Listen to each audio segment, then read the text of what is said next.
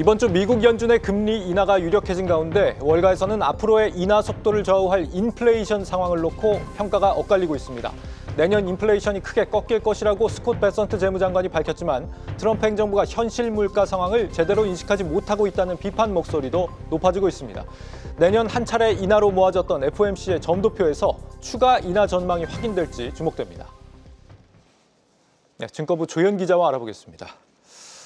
조 기자, 이달에는 금리 인하가 일단 좀 이렇게 보이고요. 시장도 여기에 대한 반영이 이미 거의 좀 끝난 걸로 보입니다. 그렇습니다. 오는 9일에서 10일까지 이틀간 열리는 12월 FOMC를 두고 CME 페드워치에 따르면 시장에서는 0.25%포인트 금리 인하를 약 87% 가능성으로 보고 있습니다. 다만 이번 FOMC에서 매파와 비둘기파의 의견차가 그 어느 때보다 클 것이다 라고 시장은 판단하고 있는데요.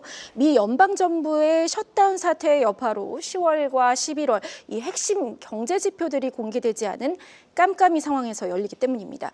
인플레이션과 고용에 대한 상황을 제대로 판단하지 못한 채 금리 결정을 하게 되는 만큼 소수 의견수가 더 많아지거나 동결 인하로 크게 양분되는 시나리오까지 나오고 있습니다.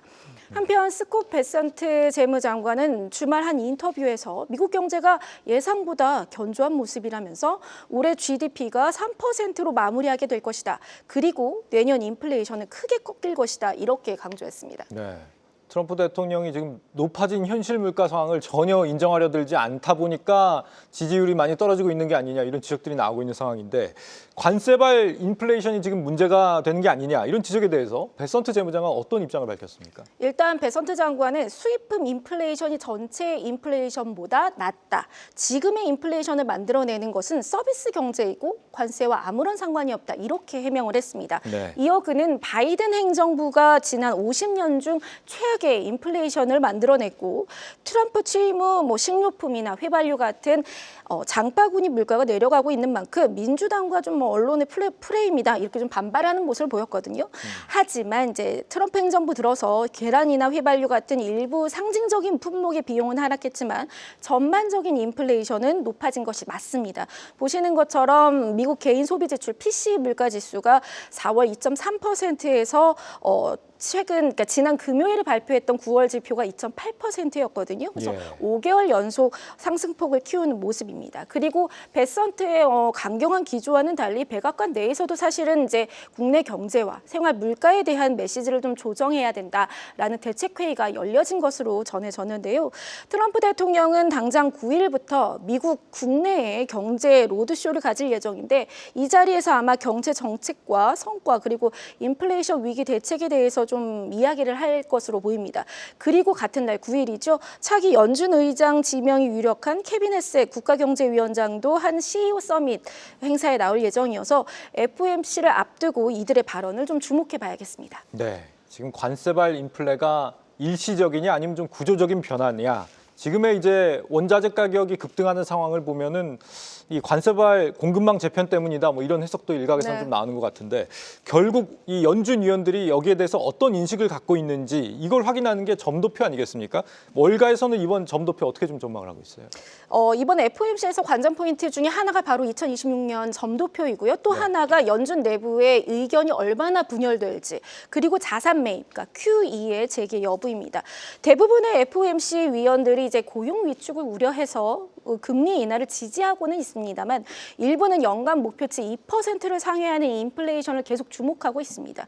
그래서 경제학자 중에 60%가 이번 FOMC에서 금리 인하에 반대하는 소수 의견이 2명 이상이 될 것이다. 이렇게 전망을 하고 있고 약 30%는 3명을 넘길 수도 있다고 생각을 하고 있습니다. 그래서 앞서 지난 7월 FOMC에서 금리 동결을 결정했을 당시 소수 의견이 2명으로 나타나면서 32년 만에 균열을 나타냈었는데요. 이번에 그 이상이 된다면 시장에 좀 부정적인 메시지가 전해지지 않을까 이렇게 우려가 나오고 있고요. 또 2026년 금리 전망을 담은 점도표 변화도 좀 이와 연결이 될 텐데요. 9월 점도표에서는 내년 1회 그리고 2027년 내후년 1회 이렇게 완만한 금리 인하가 예고됐지만 월가 주요 IB들은 내년이 한 2회에서 3회까지 늘어날 수도 있다 이런 전망을 내놓고 있습니다. 그래서 연준과 월가 사이에 괴리가 좀 있는데 새 연준 의장 아래 얼마나 더 연준이 비둘기파적으로 좀 돌아설지 시장 시장의 기대가 좀 큰 모습입니다. 네. 마지막으로 금리 결정보다 좀 환율에 영향을 끼칠 것으로 주목하는 것은 QE입니다. 그러니까 연준이 이달 1일부터 양적 긴축 QT를 종료를 공식적으로 밝혔죠. 그래서 지난 2019년을 보면 QT 종료 이후에 이 영래포 금리가 급등하면서 단기 국채 매입을 좀 진행한 바가 있는데요.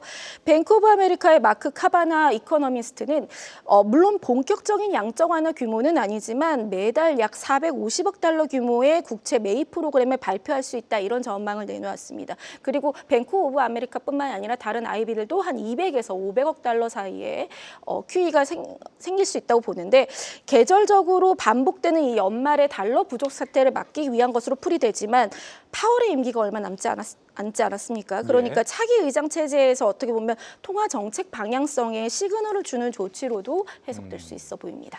지금 월가 아이비들의 내년 증시 전망도 발표되는 시즌 아니겠습니까? 그렇죠. 내년 좀 강세장 전망이 나온다고요. 네, 그러니까 AI 버블론 속에서도 월가 대형 IB들은 내년 S&P 500 지수가 2,100에서 최대 8,000 선까지 올라갈 수 있다 이렇게 낙관을 하고 있습니다. 평균치는 한 7,500 수준으로 약 10%, 그러니까 두 자릿수 상승률을 내년에도 이어갈 것이다 이렇게 본 거고요. 네.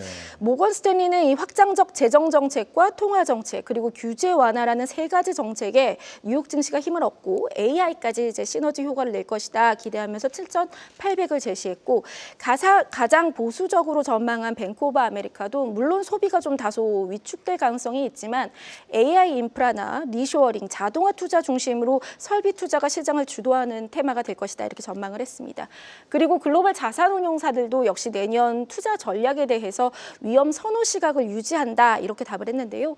글로벌 증시가 강한 상승 추세를 이어갈 것이란 전망이죠.